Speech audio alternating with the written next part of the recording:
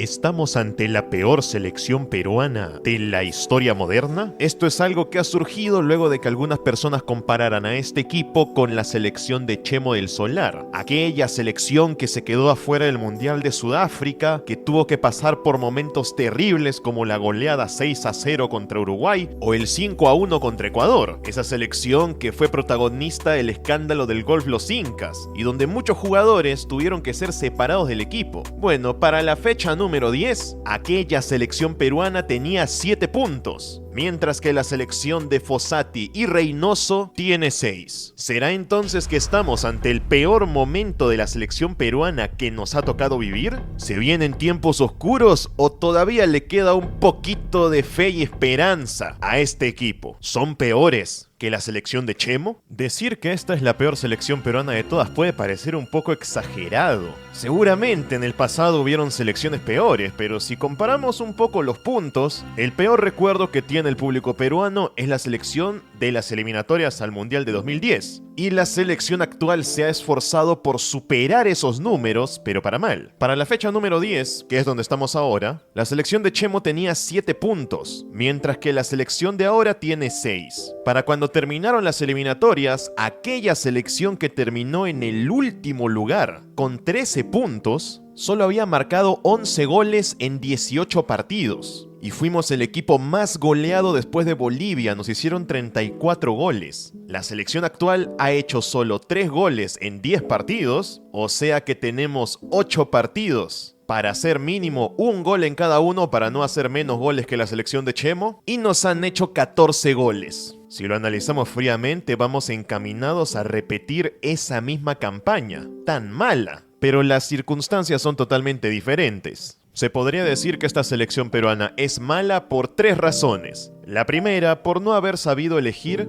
a un buen reemplazo de Gareca. La segunda, porque la generación de jugadores simplemente no es tan buena como antes. Incluso si comparamos esta generación con la que había en 2010, para algunos la de 2010 era mejor. Y tercero, por el cambio tan brusco que se dio en el estilo de juego de la selección peruana. Pasamos de ser un equipo que proponía en varios partidos, en otros nos defendíamos, nos adaptábamos a la situación, a ser un equipo que solamente se defiende y que juega con un sistema que nunca antes habíamos probado, que es la línea de 3. Si juntamos estas 3 razones, tenemos a una selección que está en el penúltimo lugar de la tabla y, lo que es peor, obligado a ganar todos sus partidos de local para poder llegar siquiera al puesto de repechaje. Y ya el hecho de depender de ganar todo de local nos dice que las cosas están realmente mal, porque una cosa es decirlo y otra hacerlo. Por otro lado, la selección de Chemo se podría decir que se hizo mala por elección propia, porque así lo quiso Chemo. Aquella selección no es que haya empezado por todo lo alto, tenía problemas. Tenía una generación de jugadores interesante con Claudio Pizarro, Paolo Guerrero, Jefferson Farfán, Juan Manuel Vargas y otros más. Para muchos, esa generación es más fuerte que la de ahora, donde nos cuesta muchísimo rearmar el equipo y sobre todo encontrar delanteros ahora que no está ni Lapadula ni Guerrero. Antes parecía que sí había para escoger. Para algunos, aquella selección del 2010 se hizo mala por elección propia, porque después del escándalo del golf Los Incas, Chemo del Solar borra a varios jugadores de la selección y muchos de esos eran jugadores que estaban en el extranjero, como Farfán o Pizarro, y no los llamó más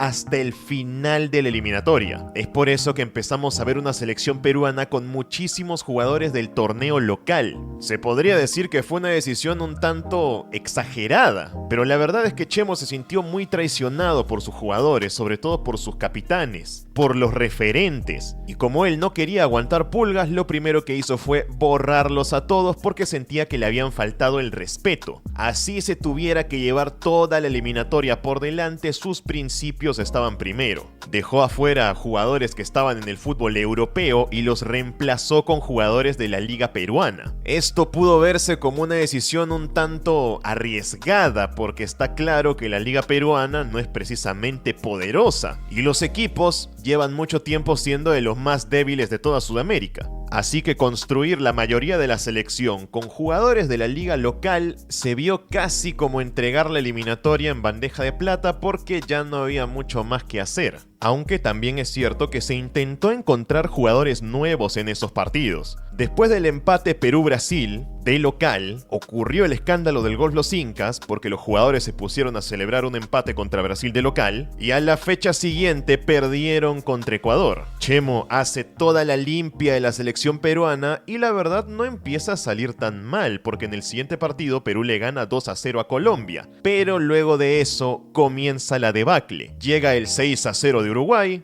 el 3-0 de Venezuela en Lima, una goleada de las más horribles que ha vivido la selección peruana, el empate con Argentina, que a muchos les gustó ese partido porque fue un encuentro que se jugó con futbolistas de la liga local, con Juan Manuel Vargas, un empate muy sufrido donde parecía que Argentina iba a ganar, pero Perú demostró que todavía le quedaba un poco de pundonor, un poco de vergüenza deportiva para sacar adelante al menos un empate. Sin embargo, la felicidad no duraría mucho porque luego aparecería Bolivia en La Paz que nos ganó 3-0. Otra goleada. Después Perú perdió de visita con Paraguay, perdimos de local contra Chile 3-1, otra de las derrotas más sufridas de esa eliminatoria, por lo que significa perder contra Chile. Nos goleó Brasil de visita, perdimos con Ecuador de local y ya para entonces la selección estaba totalmente perdida, sin nada de ilusión. El equipo caminaba sobre la cancha, nadie esperaba nada. Y Perú solo alcanzó a intentar despedirse un poco bien de la eliminatoria cuando ya no habían chances para ir al Mundial, ganándole 1-0 a Uruguay en Lima, también ganándole a Bolivia y perdiendo con Venezuela de nuevo. Al menos para maquillar un poco el puntaje. La selección actual no ha recibido goleadas tan feas como ese 6-0 de Uruguay o el 5-0 de Ecuador, pero ya recibimos una que fue el 4-0 de Brasil. Si comparamos el estilo de juego, ninguno de los equipos tiene una idea muy clara. La selección de Chemo intentaba proponer un poco y eso nos hacía dejar un montón de espacios atrás, así que parecía que Perú era la selección que peor defendía, los rivales no tenían que hacer mucho esfuerzo para hacernos goles y siempre cometíamos los mismos errores. Los jugadores no tenían un gran nivel, pero tampoco es que la gente esperara mucho de ellos. Esta era una etapa donde el hincha peruano estaba totalmente desconectado de la selección, casi que preferían hacer como si no existiera, y el equipo vivía más para comerse una que otra goleada, que la gente se moleste, que la gente se ría de los jugadores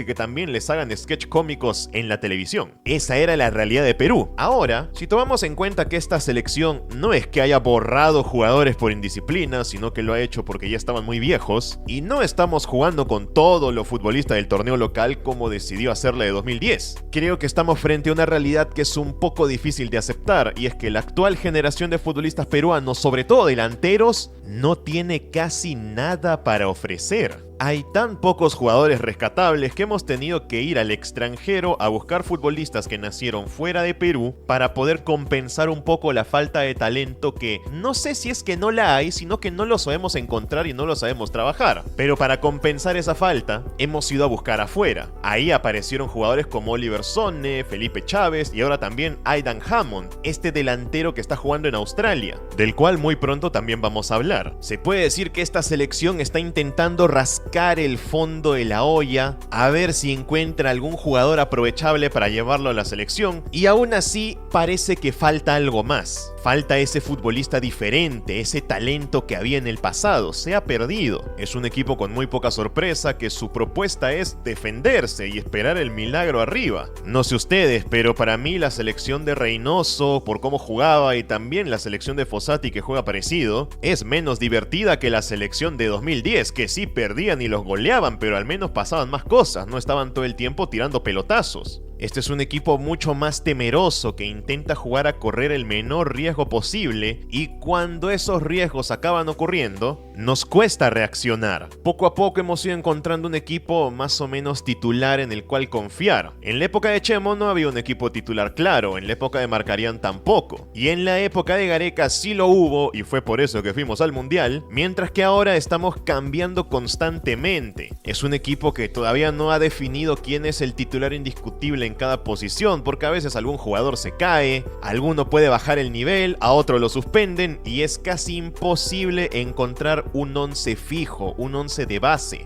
Parecía que Advíncula era titular indiscutible y ahora resulta que su nivel es bajísimo, así que se tienen que seguir haciendo cambios. Si ponemos a ambas selecciones en una balanza, para mí la de 2010 jugaba mejor. Los goleaban, pero al menos te entretenían. Además de que tenían el hándicap de estar con muchos jugadores del torneo peruano porque así lo decidió el entrenador. Mientras que la de ahora juega de una manera mucho menos divertida, se siente, se palpa que hay menos talento y los resultados, por ahora, están siendo peores. Depende de ellos cambiar eso.